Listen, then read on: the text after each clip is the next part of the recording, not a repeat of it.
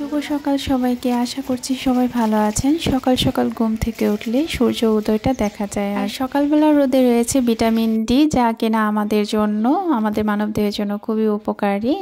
সকাল সকাল green tea খেয়ে সতেজতায় ভরপুর করে তারপর পিঠা তৈরি করব। হ্যাঁ, আজকে নারকেল সুজি দিয়ে এক টাইপের পিঠা তৈরি করছি, সেটা আজকে আপনাদের সাথে শেয়ার করব এই ভিডিওতে। এই পিঠাটা খেতে খুবই ভালো লাগে এবং অনেক দিন সংরক্ষণ করে খাওয়া যায়।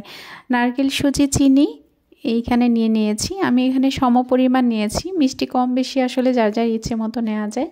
তো সবগুলো একসাথে খুব ভালো করে মিক্সড করে রেখে দেব রেস্টে 2 থেকে 3 ঘন্টার জন্য। এতে করে চিনি, নারকেল আর সুজিটা খুব ভালোভাবে একটু স্মুথ হবে আর কি। 3 ঘন্টা পর যখন খুব ভালোভাবে সুজি, নারকেল, চিনিটা ভালোভাবে মিশে যাবে, তারপর এটাতে আমি ময়দা অ্যাড করে তারপর পিঠা তৈরি করে নেব।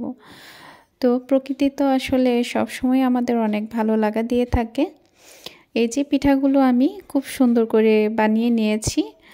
তো এটা শর্ট টাইমে আসলে একটা ভিডিও করেছি। পরিমাণ মতো ময়দা দিয়ে ভালো করে মাখিয়ে তারপর পিঠাটা আমি তৈরি করে নিয়েছি। ময়দাটা না দিলে হবে কি, পিঠাগুলো তেলে ভাজার সময় একটু ছড়ে যাওয়ার সম্ভাবনাটাই বেশি থাকে।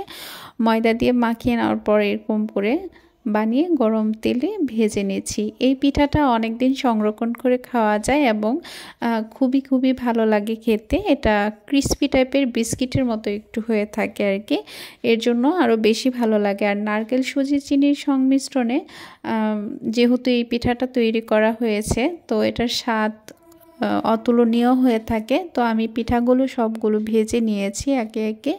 এই পিঠাটা ছোট ছোট করে বানিয়ে তেলে ভাজলে একটু বড় হয়ে যায়, ফুলে ওঠে, যে কারণে এটার ভিতরে খুব সুন্দর ক্রিস্পি থাকে।